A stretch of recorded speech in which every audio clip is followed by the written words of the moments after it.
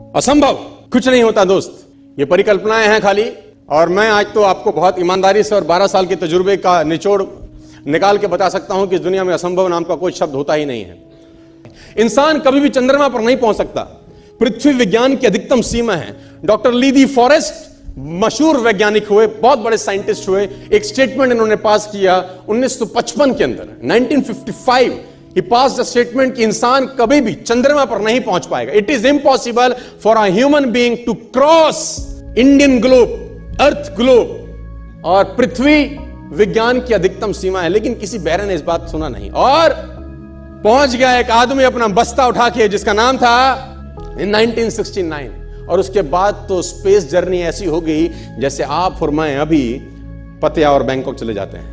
Lord kelvin बहुत बड़े scientist हुए, उनका स्टेटमेंट आया कि सिर्फ पक्षी उड़ान भर सकते हैं, हवा से भारी मशीन का उड़ान भरना असंभव है। इट इज इम्पॉसिबल कि हवा से कुछ भी भारा हो और वो उड़ सके, क्योंकि ग्रेविटी उसको गिरा देगा। लेकिन तमाचा मारा इन लोगों ने, तमाचा मारा और लिख के दिया कि हमने साइकिल के स्पेयर पार्ट से इंसानों को पक्षी बना दिया, साइकिल के स्पेयर पार्ट से इंसानों को पक्षी बना दिया। 16 साल लगे राइट ब्रदर्स को जहाज का निर्माण करने में। लेकिन इन लोगों ने उसकी बात नहीं सुनी कि जो कहते थे कि वायु का सिद्धांत तुम्हारे विपरीत है। यह बात भंवरे को कही जाती थी कि भंवरा वायु के सिद्धांत के कारण कभी जीवन मोड़ नहीं सकता, क्योंकि उसके पंख उसके शरीर से हल्के रहते हैं। लेकिन भंवरा साला किसी स्कूल में गया नहीं आज तक। माई doctor told me I will never walk again. मेरे डॉक्टर ने मुझे कहा कि तुम कभी चल नहीं सकोगी। My doctor told me you will never walk again. My mother told me I would, and I believed my mother rather than doctor. Wilma Rudolph एक ऐसी एथलीट हुई जिनको पोलियो था, जिनको डॉक्टर ने कहा तू चल नहीं सकती, मां ने कहा तू चल सकती है। उसने कहा मैंने डॉक्टर की बात नहीं मानी, मैंने अपनी मां की बात मानी। 3 ओलंपिक गोल्ड मेडल जीती है लड़की, 3 ओलंपिक गोल्ड मेडल, जिसको डॉक्टर कह रहा है कि तू चल। लेकिन मां क्या बोलती है? मैं आपको उदाहरण देना चाहूंगा। जैसे अल्बर्ट आइंस्टीन दुनिया के महान वैज्ञानिक में से एक हुए, मंद बुद्धि कहा जाता था। 8 साल के थे, घर पहुंचे, मां को चिट्ठी दिया। When he was 8 year old, came to his home, given letter to his mother.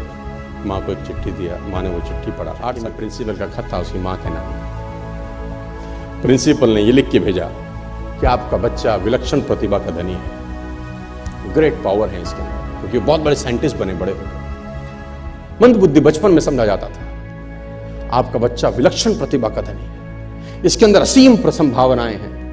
तो हमारा स्कूल, हमारी मैनेजमेंट, हमारी फैकल्टी, हमारा टीचर इस लायक नहीं है कि हम आपके बच्चे को अच्छी शिक्षा दे सकें। तो it's better for you to take care of your son. आप अपने बच्चों को अपने घर में पढ़ाइए, हम लायक नहीं है कि आपके बच्चे को पढ़ा सके। और उसकी मां ने पढ़ते पढ़ते आंखों में आंसू ले आई और उसने बच्चे को कहा कल से तू स्कूल नहीं जाएगा, मैं तेरी परवरिश घर पे करूंगी, क्योंकि तेरा टीचर तुझे इस लायक नहीं समझता। मतलब वो अपने आप को इस लायक नहीं समझते। बच्चा खुश हुआ, मोटिवेट हो गया और लग गया। उसकी मां का निधन हो गया। वो अल्बर्ट आइंस्टीन बहुत बड़े साइंटिस्ट हो गए।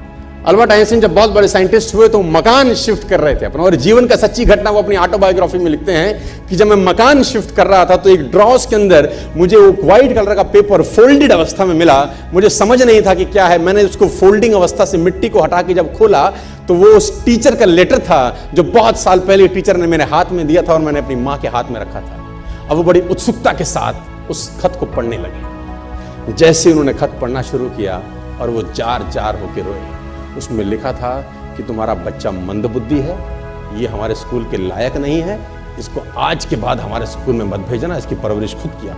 मां ने उल्टा पढ़ा, मां ने उल्टा पढ़ा कि नहीं, ऐसा नहीं है, तू सब कुछ कर सकता है, तेरे हाथ पास पावर है, तेरे में प्रतिभा है, यू कैन डू वंडर्स। दोस्तों, इस दुनिया में किसी की बात मत सुनना। नेवर एवर बिलीव एनीबॉडी कि जो तुमको बोले कि तू नहीं कर सकता, कान पे मारना, बोला साले तू नहीं कर सकता, हम करेंगे।